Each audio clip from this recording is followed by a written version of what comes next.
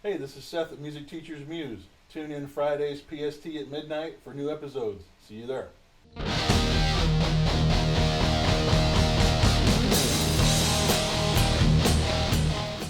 Hey, welcome back. Today we're talking about how much you should charge for your lessons. So let's jump right into it. The first thing we want you to keep in mind is don't undercharge and don't devalue yourself. As musicians, creative people, artists, period, especially since Napster fucked everybody in 1999 as far as recorded music's value. It's one big reason I've never recorded an album. But regardless, it's made what we do even less valuable as far as the dollar amount. Big reason I teach lessons exclusively and don't gig anymore. Of course, COVID's fucked everything, so nobody can gig, especially in LA. But that's another topic for another time. So don't undercharge. Know what your value is. Respect yourself.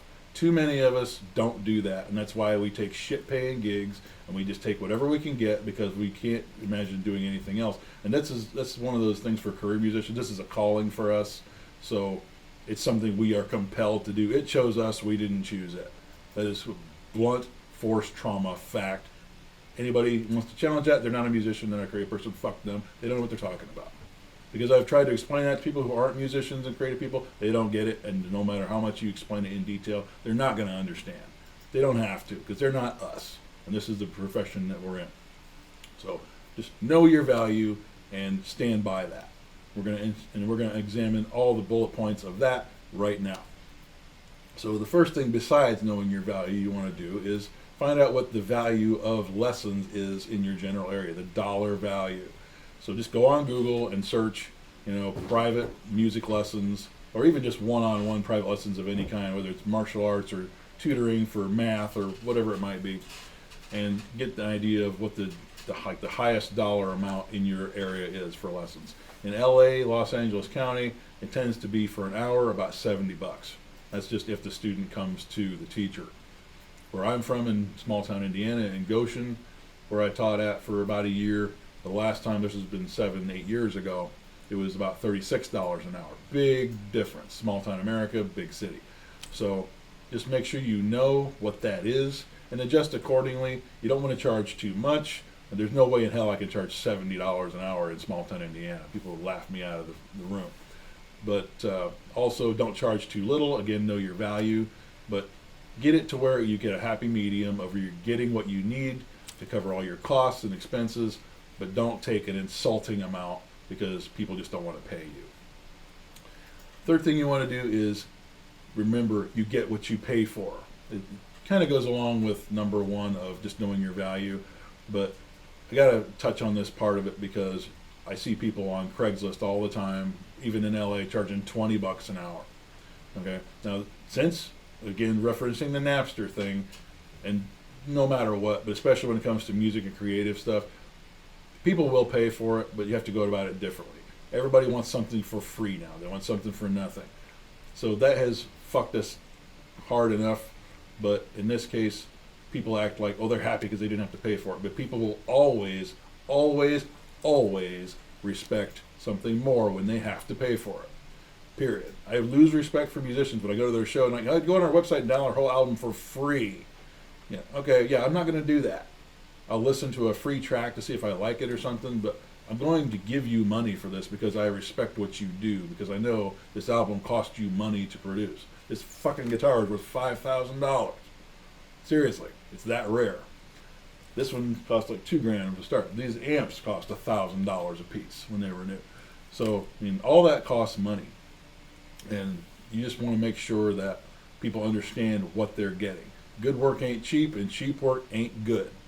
So if they pay $20 an hour from Joe Blow, no offense to the hobbyists, but this channel is for professionals who want to make money and have a career doing music lessons.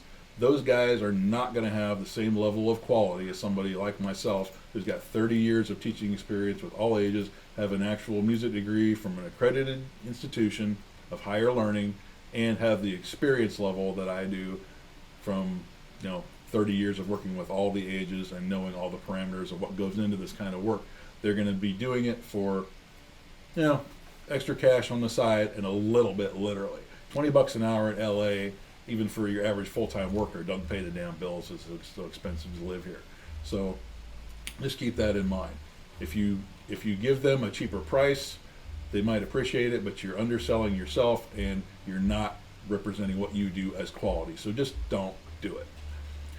Next thing you want to check out is what you charge as far as in-home, online, or whether you drive to the student. This will be a short point because it's really self-explanatory. If the student comes to you, or if they do your lessons online right now because COVID.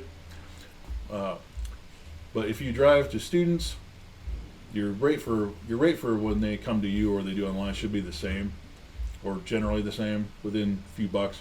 But if you drive to them, whether 5 blocks away or 5 or 10 or 20 miles, the further you go, the more the rate should go up. Especially here where you have to combat traffic and it can take you an hour to go 20 miles. That rate should be a minimum of double whatever you charge for in-home or online lessons. Sometimes a little bit more.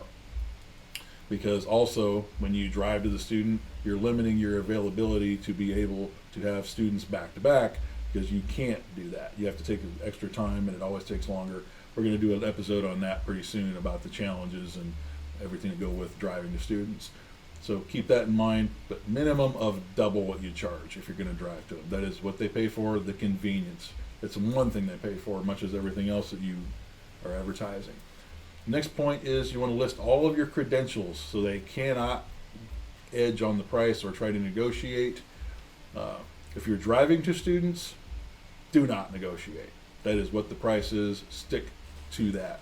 Don't budge. But list all of your credentials as to what you do as a music teacher and what makes you special, what makes you stand out, the benefits that they get. When I have a new private client, even if they're interested, they haven't even signed up, I send them a PDF that just lists everything. It's about a page long, and I have perfect pitch. I can teach you songs instantly by ear, never ever heard them before. I can teach the student many different ways depending on their level of ability and skill at that time.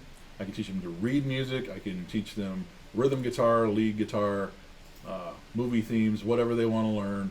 And I can also teach how to read music, and I also can teach them about band environments and professional situations, performance, how to use their equipment, gear purchases. This is all stuff that I offer. So what is it that you do that makes you special and unique that they're willing to pay for, besides just knowing they're getting music instruction? That's a big thing that you want to include, and it also keeps it to where if they want to know why it costs so much, you hand them the list and say, here's why, where they can't question it. Last part of this lesson I want to touch on is, should you negotiate your rate or not?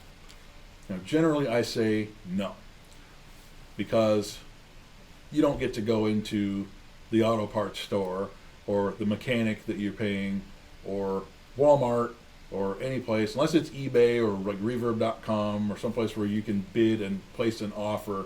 If you're trying to get a good or a service, most places you don't get to negotiate the price. It's like, this is what it costs. If you want it, you're going to pay this. If you don't want it, get the fuck out. Because that's just the way it is. If you want to put gas in your car, you don't get to go in and say it's $3.50 a gallon. It should be only $2. Well, guess what? You're not going to get your gas that day or any other day. That's what it costs. So one of my business teachers at MI told me something I've always kept in mind when it comes to this. 50% of something is better than 100% of nothing. So that's a really good thing to keep in mind here. One time I had a lady offer me $120 for 4 lessons when the price was actually $36 a lesson. So she knocked it down by $6 a lesson. Now it's crap because it's only an extra $6. But in that case, I took the student because it's not worth losing a student for that little bit, even though it's crap, because it shouldn't be negotiable, especially when they're contacting you about your service and your skill and they want it. Why the hell should they be able to negotiate? They hit you up because they can't do what you do and they need you to do it. It's bullshit, but in that case, I took the student because it wasn't a big enough difference, and what they offered me wasn't insulting. They didn't offer me $20 an hour versus the 36 I quoted them. If they'd done that, no, it's going to be a minimum of 30, and that's as low as I will go. So it's a case-by-case basis. Again, it reflects back on the initial point of respect yourself, know your value, and stand by what you can do, because that is going to make you look better, and they will respect that more than if you just cave and say, okay, because that doesn't help any of us, because that just keeps all of us underpaid and keeps us being disrespected, as we sadly still are in 2020. It's been an unfortunately common thing in our profession, whether you play music, whether you're an artist, or like you paint, or create stuff on Etsy or whatever it is. We're all creative types. So let's go ahead and recap. First thing, know your value, don't undersell yourself. 2, find out your general price of lessons in your area, charge accordingly, don't charge too much, don't charge too little, find a happy medium. 3, remember, they're going to get what they pay for. If they want to pay me 60 to 70 bucks an hour versus dude on Craigslist for 20, there's going to be a vast amount of difference in the quality of what they get. 4, online, in person versus in home. If you're driving to them, charge a minimum of double what you would charge if they come to you or do an online lesson. 5, list your credentials as to what you can offer to them, you specifically, for what the quality of their lesson is going to be, what it entails, what you can do for them, what you are good at, and what you can sell. That makes it to where it's almost impossible for them to negotiate. But if you have to, which brings us to the last one, number 6, negotiate. I generally say no, but it's a case-by-case basis.